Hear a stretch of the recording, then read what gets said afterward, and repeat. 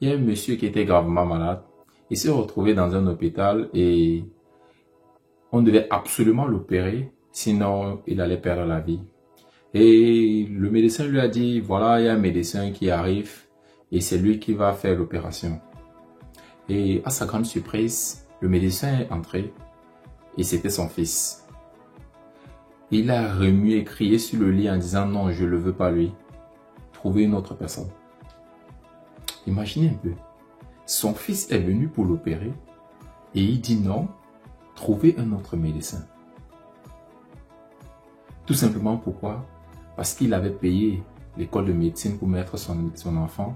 Il avait payé les enseignants et l'établissement pour qu'on fasse avancer son enfant jusqu'à l'obtention de son diplôme. Donc, il n'avait pas confiance à son enfant en tant que médecin. Dans cette vidéo, je vous propose de parler de l'impact qu'a les parents sur la vie de leur progéniture.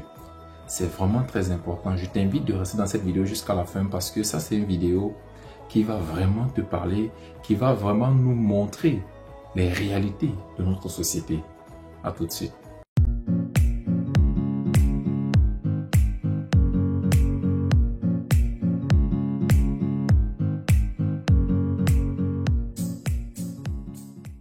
Salut à toi, bienvenue sur le Réveil de l'Afrique. Je suis Olivier Dongué. Ici, je parle à tous les Africains et à toi en particulier, car je suis convaincu que l'Afrique peut retrouver sa puissance, sa splendeur qu'elle avait auparavant. Et je sais qu'ensemble, on peut relever le niveau de ce continent qui a absolument besoin de chacun de nous pour montrer sa splendeur. Si tu es nouveau ici, n'hésite pas à t'abonner et d'activer la petite cloche de notification pour toujours recevoir en priorité nos nombreuses futures publications. Et la seconde, c'est d'aller dans la barre de description, télécharger ce petit livret intitulé « Les 7 raisons de croire au réveil de l'Afrique ». C'est un petit livret vraiment riche qui te montre le minimum des richesses que l'Afrique a. Déjà, avant qu'on entre dans le vif du sujet, il faudrait d'abord qu'on comprenne que, sincèrement, il n'y a que tes parents qui t'aiment vraiment. Les parents sont les personnes les plus chères. Déjà, il y a un musicien qui disait « Il n'y a que ta mère qui prie pour quitter ce monde avant toi. Il n'y a que tes parents qui peuvent prier quitter ce monde avant toi. » Donc vraiment, il faudrait qu'on sache la place des parents. Les parents nous aiment tellement, ils t'aiment tellement. Et c'est pourquoi vraiment je nous demande de toujours rendre heureux nos parents, de toujours rendre grâce à nos parents, de toujours être en train de dire merci à nos parents. Parce que sans eux, on ne serait pas où nous sommes aujourd'hui. On n'aurait pas ce qu'on a aujourd'hui.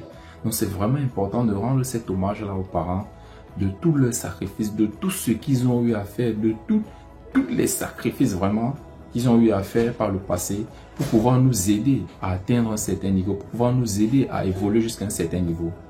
Et c'est vrai, cet amour-là parfois a été un peu trop poussé ou alors un peu trop exagéré. Ça fait en sorte que les parents ont toujours ce qu'ils estiment être le mieux pour leur enfant. Ce qu'ils estiment être vraiment très important pour leur enfant.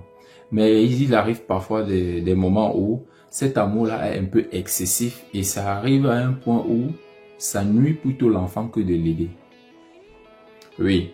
Pourquoi? Parce que on est dans une société africaine, parfois c'est difficile. Les enfants sont même parfois très braves, mais les parents ont déjà compris que s'ils n'aident pas ou alors s'ils ne mettent pas un coup de pouce pour que les enfants puissent réussir le concours ou alors qu'ils puissent négocier pour que les enfants puissent réussir, c'est impossible de réussir.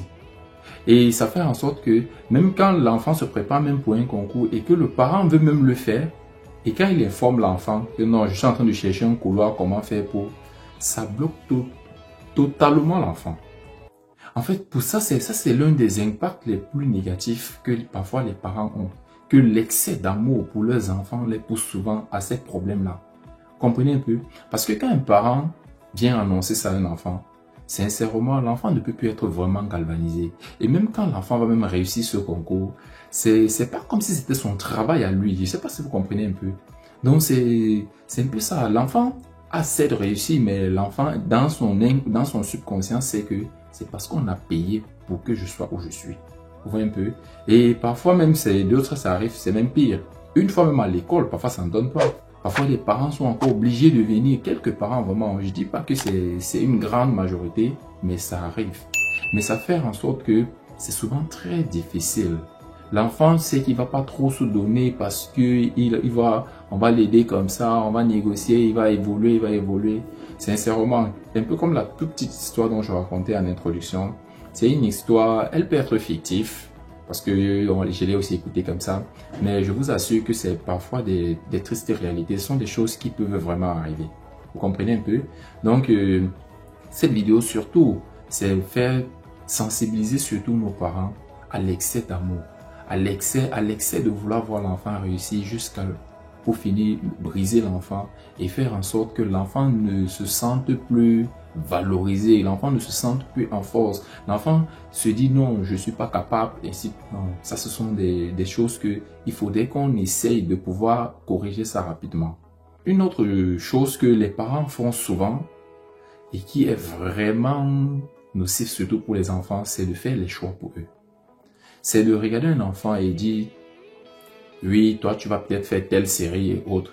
Je suis conscient que les parents sont des personnes qui ont une très grande vision pour leur enfant, une très grande vision pour leur progéniture, qui ont une vue globale sur l'évolution de l'enfant et peuvent savoir comment est-ce qu'ils peuvent faire pour mieux orienter l'enfant.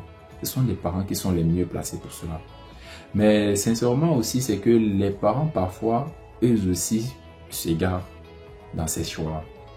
Oui, parce que même les parents font des erreurs. Eux aussi, ils font des erreurs parfois sur ces choix. Et là, beaucoup de parents souvent essayent souvent de réaliser leurs rêves sur l'enfant.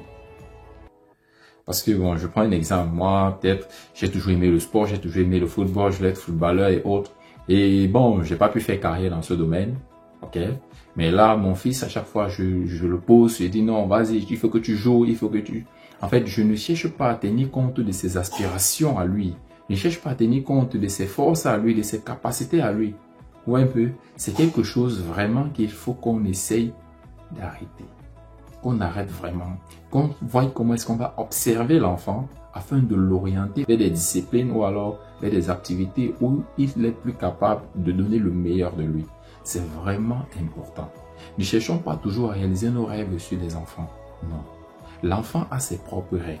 L'enfant a ses propres aspirations. Et une dernière chose vraiment que les parents font beaucoup et qui impacte surtout les enfants, c'est de les éviter de commettre leurs propres erreurs.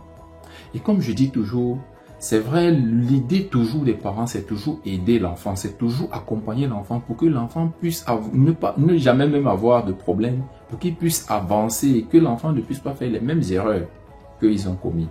Ça, c'est bien et c'est même encourageant. Mais il faudrait aussi qu'on comprenne que on apprend aussi, laissons aussi les gens faire leurs propres erreurs. Parce que l'enseignement par la théorie, ça ne marche pas toujours. Parfois, il faut le laisser expérimenter la difficulté. Il faut le laisser expérimenter son erreur. Il faut le laisser aller vers son erreur, de commettre lui-même son erreur afin de comprendre ou alors afin d'assimiler vraiment la leçon dont tu voulais lui transmettre. C'est très important. Je sais, les parents, les enfants sont des œufs pour nous. Les enfants sont vraiment nos pierres précieuses là que on ne veut pas qu'il y ait du moins, est-ce qu'on ne veut pas qu'ils puissent heurter même une pierre. Mais parfois, c'est nécessaire de pouvoir qu'ils puissent heurter cette pierre pour pouvoir être solide, pour pouvoir être dur, pour pouvoir être vraiment fort. Parce que c'est important. On a besoin que nos enfants soient très forts. On a besoin que nos enfants soient même pratiquement indépendants de nous. C'est important parce qu'on ne sait jamais. Demain ou après-demain, tu peux ne pas être là. On peut ne pas être là et qu'adviendra-t-il de ces enfants?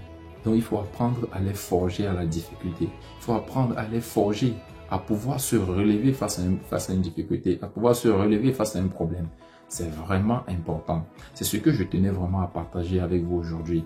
J'espère que ça va aider beaucoup de personnes, ça va aider beaucoup de parents à prendre des bonnes décisions, à prendre des bons choix, à orienter les enfants, à donner le meilleur d'eux toujours pour pouvoir réussir, à orienter les enfants à pouvoir faire leurs propres choix et faire leurs propres difficultés afin d'apprendre et d'aller toujours de l'avant.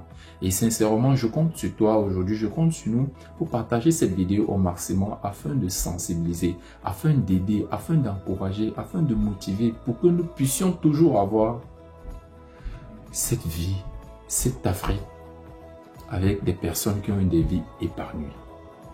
C'est très important. Olivier Dongué pour vous servir. Je vous reviens très bientôt. Ciao.